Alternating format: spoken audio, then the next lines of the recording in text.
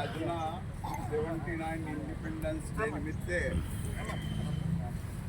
Doctor વિજુભાઈ Patel માજી standing કમિટીના chairman Shri આપણને બે શબ્દો કહેશે.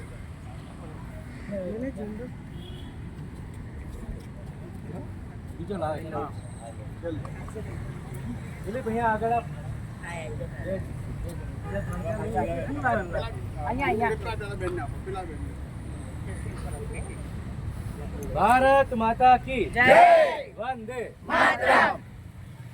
આપણે બધા જ જાણકાર પણ છીએ અને વિદિત પણ છીએ જે પ્રકારે વર્ષો પહેલાં ભારત વર્ષમાં આક્રાંત ફેલાવીને આપણા ભારત વર્ષના જે નાગરિકો છે એમને હેરાન કર્યા હતા. અને આઝાદી ત્યારબાદની આ સ્થિતિમાં આપણે જે સ્થિતિમાં છીએ એ ખૂબ જ સારી સ્થિતિમાં છીએ. અને આજના પડકારોની વાત કરીએ તો એ પડકારો આપણે રાષ્ટ્ર પ્રેમ માટે બોર્ડર પર લડવા જવાનું નથી, પરંતુ આપણા જ વિસ્તારમાં આપણે જ્યાં રહીએ છીએ એમાં કુદરતને બચાવીને ચાલવાની જે વાત છે એને જોડવાની વાત છે. આપણે જોઈએ છીએ પડકારો ઘણા છે કુદરતને લગતા, તો હાલમાં ખૂબ ઓછો છે અને જે પ્રકારે ગરમી પણ લાગે છે એને પણ આપણે નાથવી પડશે. આવનાર સમયમાં 2-3 બાળકો છે એમને ચોક્કસ યાદ રહેશે મારી વાત કે ચેન્જ બિફોર ક્લાઇમેટ ચેન્જ. કુદરત બદલાય એના પહેલાં આપણે બદલાવવું પડશે.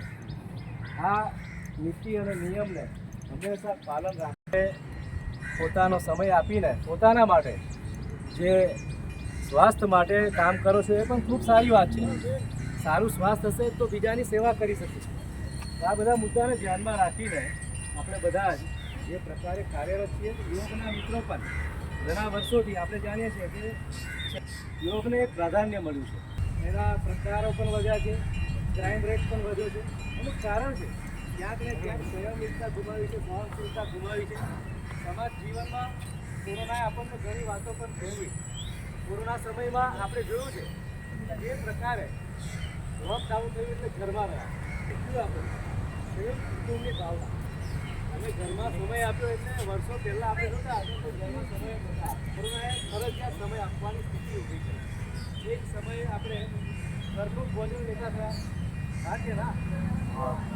ઘરનું ભોજન લેતા થયા.